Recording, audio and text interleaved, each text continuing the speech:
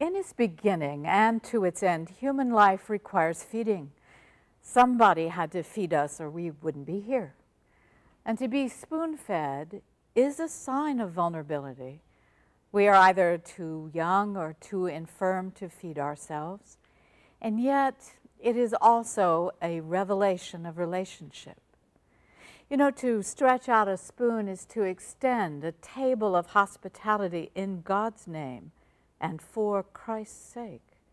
Now, this spoon work requires remembering how we've been fed and blessing the hands that have fed us.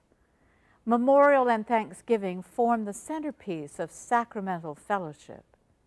We help, however, in setting the table, and we need reminders of how to say grace. I have a spoon. It's not my baby spoon. God knows where that is gone after a lifetime of moving. I hope it's still in circulation in some goodwill universe. What I do have is a silver Korean spoon. My father brought it home from the war. It came with a set of chopsticks, but they vanished somewhere along the trail of our family's endless migrations from house to house, east to west, back again. He never told us why he brought home a set of silverware. It seemed odd for a war memorial. He got medals. We never saw them. He did show us, his 3 daughters, a picture of 2 children, a girl of 7 and her brother who was younger. He told us about finding these children or how they found him. The U.S. and the South Korean forces were being forced south of Seoul. He was with the Army Corps of Engineers, and their job was to build roads for the retreating officers and equipment, and to stand between to slow the Chinese advance. The children found him at a stream shaving. They were dirty, starving. He offered the girl part of his rations, a comb and a piece of soap. He thought he'd seen the last of them. She returned, her brother in hand, and they were washed, combed, and smiling. He let them stay, fed them, taught them a little English, and learned a little Korean. He wrote home about adopting them and sent us the picture. He tried to keep them with his unit when they had to retreat further south, but was ordered to leave them behind. He paid a family to feed them. He lost the children, but kept the story and the silverware. I grow up wondering about these missing members of our family tree. I study their picture and finger the spoon. When the chopsticks are lost, I hide the spoon in the box of things I keep under the bed, whatever that bed is I'm in. The picture and the spoon get imprinted on my synapses, deepening the connections over the years. I start digging for the story of the spoon when I find myself as the academic dean of a seminary that sent the first Methodist missionary, Henry Appenzeller, to Korea. We establish a faculty exchange program between Drew and Ewha Women's University in South Korea. Its first president was Alice, Henry's daughter. I stare at the spoon on the shelf in my office, and after 5 years think it's time to follow it home. I need to know the rest of the story. I traveled to South Korea to teach at Ewha for a semester. 2 weeks after I arrive, 9/11 explodes the world as we know it. All the systems of the communication, the phone, the email, the airlines go down. It takes 2 weeks to get the phones to work again, and my first call is from my husband.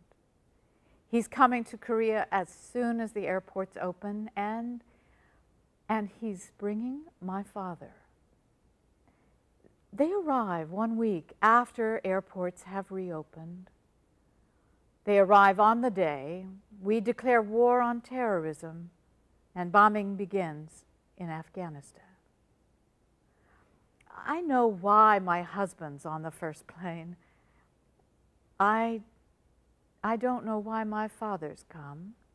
He's frail, a veteran of World War II in Korea. He's 83 years old now. When I ask him why, he simply says that he wants to see a people who'd been to hell and back again before he dies. We go to the monument for peace that overlooks the DMZ, a place where a war of half a century is still being waged. He stands and looks at the bridge of freedom in silence.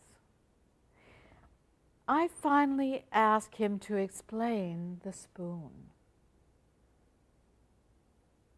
He answers me without taking his eyes off the bridge. A spoon. It's the weapon of a Christian.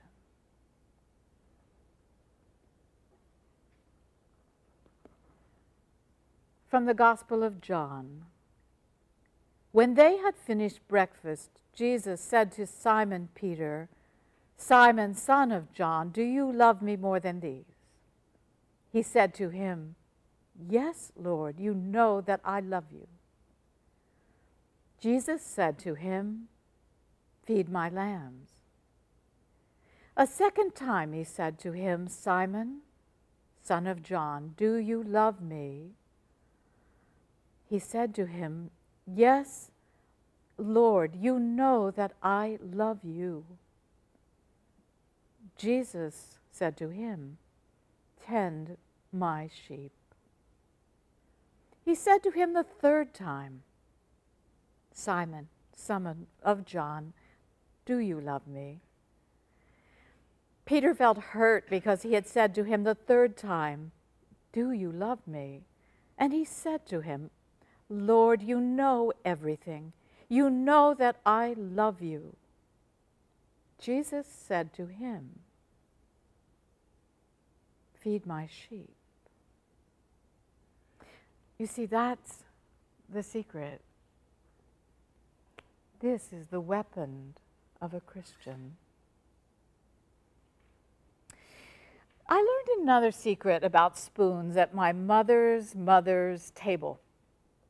At the age of 106, she'd moved from feeding other people to being fed.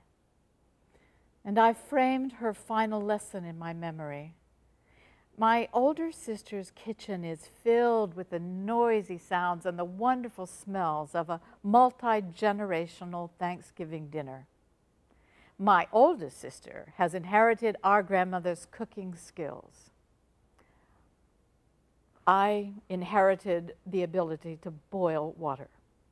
So I did as I was told, feed Grandma.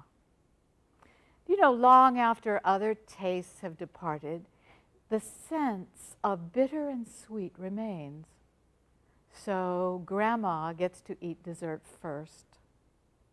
I spoon feed her ice cream, my attention elsewhere, until she stops the spoon. She's blind, so she traces the spoon up to my fingers. And then she kisses my hand. It's a simple gesture of gratitude. It's a profound sacramental insight. To kiss the hand that feeds you is Eucharistine, thanksgiving. That's the gesture of a Christian.